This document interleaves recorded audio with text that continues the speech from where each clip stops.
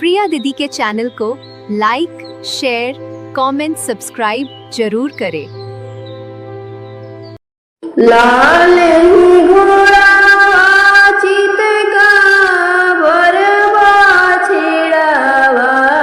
रे ठाणे मारा हुआ के बिचारे लाला नवा अरे ठाणे मारा हुआ के बिचारे लाला नवा अरे हो घोड़ा बाबा ससुरु के दे दया रे बढ़ हूँ न हुआ तो हरा रे लाला नवा अरे बढ़ हूँ तो हरा न हुआ रे लाला नवा अरे हाँ मत जानू बेटी बोला हूँ ना जानू अरे बोले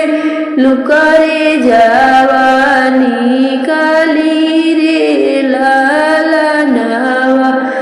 अरे बोलू करे जवानी काली रे लाला नवा अरे ही घोड़ा पर बुरा दुलारू चढ़त है अरे कई से में समाधि के दे रे लाला नवा अरे जे घोड़ा पर बुरा दुलारू चढ़त है अरे कई से में समाधि के दे रे लाला नवा इतर बचन सुने दुल्हा कौन रमय रे नयना लालित होई जाई रे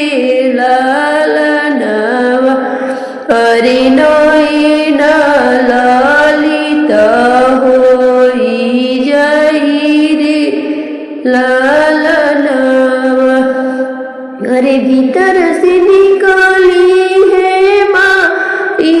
कौन रानी अरे सुना बेटा बिनती हमारा रे लाला नवा अरे सुना बेटा बिनती हमारा रे लाला नवा चांद सूरज सकईनी संकल्प अरे घोड़ावा के कौन बात रे लाला नवा अरे घोड़ावा की कौन बात रे लाला नवा अरे बाहर से आवेले सरवा कौन रम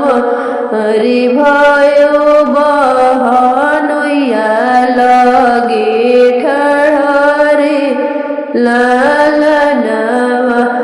अरे भाईले बहनोया लगे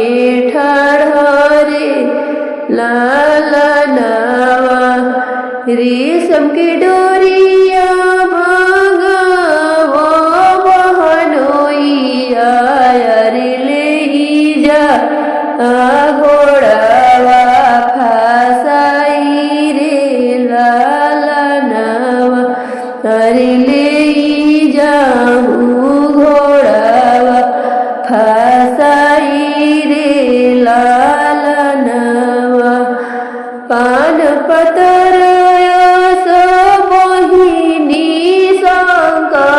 अरे घोड़ावा की कौन बुनिया धरे लाला नवा अरे घोड़ावा की कौन लाला